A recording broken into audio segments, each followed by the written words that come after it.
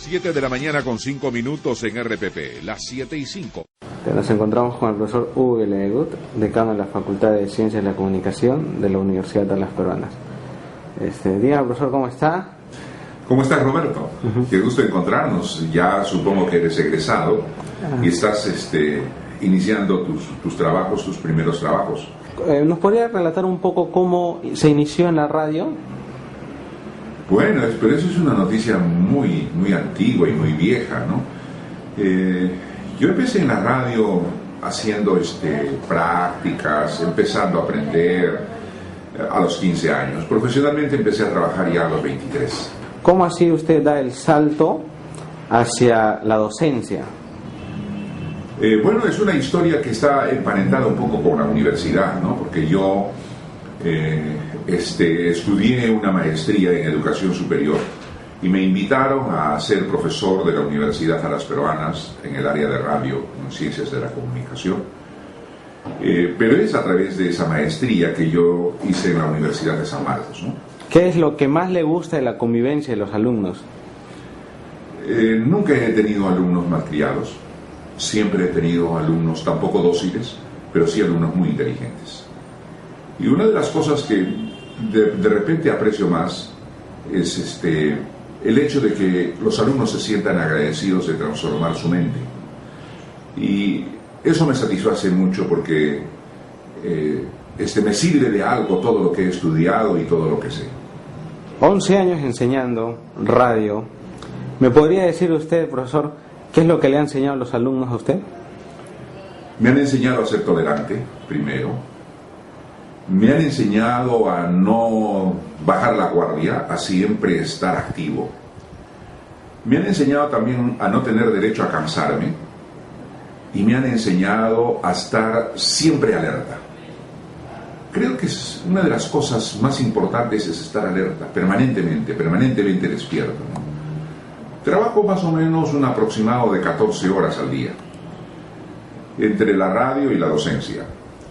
Y no me pesa porque es una forma de vivir y es una forma activa de mantenerse joven, ¿no? Algo que recuerdo siempre fue cuando un alumno me decía: yo me parece haber escuchado su voz en la radio.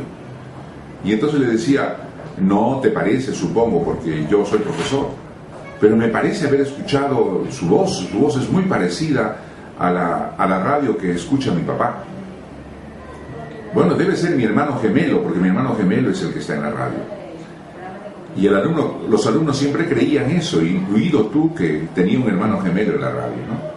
¿Usted cree que cuando los chicos salgan de la universidad, creen que tendrían oportunidad en las radios o lo creen un mercado muy cerrado?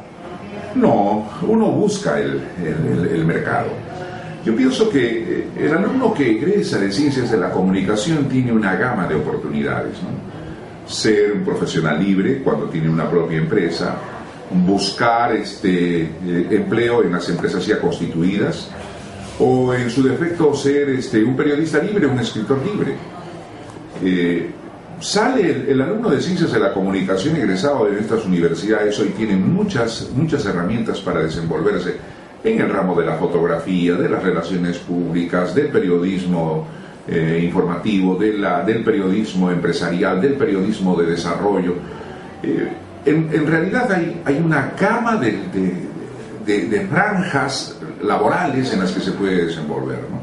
Y en cuanto a la radio, no es un círculo cerrado, porque el que tiene una actitud y una habilidad y bueno, tiene condiciones para desenvolverse en la radio, también tiene una gama de oportunidades. Ser locutor no es lo único que se hace en la radio, porque se puede ser productor, se puede ser periodista de mesa, se puede ser reportero, se puede ser conductor. En mi caso, yo soy locutor de cabina. Soy la voz que identifica radioprogramas. Ese es mi trabajo y por eso me pagan. No puedo ser entrevistador, aun cuando tengo habilidades para hacerlo. No soy presentador, aun cuando lo he hecho, es un papel que siempre he hecho, pero en radioprogramas no tengo ese papel. Mi papel es identificar la radio y ser locutor de noticias y locutor de comerciales. ¿Por qué le gusta tanto la radio? Porque es una pasión. Es una pasión que me amartilla el cerebro desde muy pequeño. Pienso que la radio es un amante, la amante perfecta. no admite otra ocupación sino más que ocuparse de la radio. Y es que es muy exclusivista. Por eso la radio a mí me apasiona y me apasionará hasta el último de mis días. Usted es considerado una de las voces más importantes del país, profesor. ¿Qué le podría decir a aquel joven o aquel adolescente que escucha su voz y dice: yo quiero hablar con el señor Uwe Laegut? Que es muy fácil, que no es tan difícil, que lo único que hace falta es levantarse muy temprano, leer, permanentemente leer, escribir, permanentemente escribir y decir libremente sus sentimientos. Yo he accedido a la radio a través de la poesía y el teatro, que es lo que más me ha apasionado. Creo que en una anterior oportunidad habíamos conversado sobre eso, Roberto, y te aseguraba de que la fuente, el prerequisito para la radio siempre es el hecho de estar emparentado con la poesía y la literatura, ¿no? Y creo que el leer permanentemente hace que uno se sensibilice más, y el leer en voz alta hace que uno se escuche la voz y al mismo tiempo vaya educando la voz y luego enfrentar al micrófono, ¿no? Ya uno ahora se estudia, ya hay profesores que se dedican a transferir sus conocimientos, es mucho más fácil. A mí no me enseñó nadie, yo tuve que aprender solo. Aprendí de mi abuelo, que era un orador de primera línea, de mi padre, que era otro orador de primera línea, y aprendí de ellos a hablar. Aprendí de la señora Marta Chariarce de Rodríguez, que ha sido mi profesora de teatro. Aprendí de mi profesora Hilda Tribeño de Rado, que ha sido mi profesora de letras, es decir, con ella aprendí la estructura de la oración.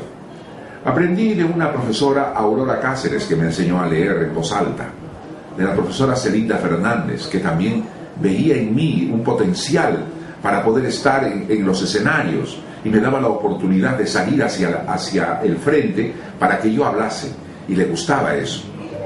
Bueno, te podría hablar de 1000 personajes más, ¿no? Pero aprendí de todos ellos. Aprendí también de las oportunidades que me ha dado la vida, ¿no?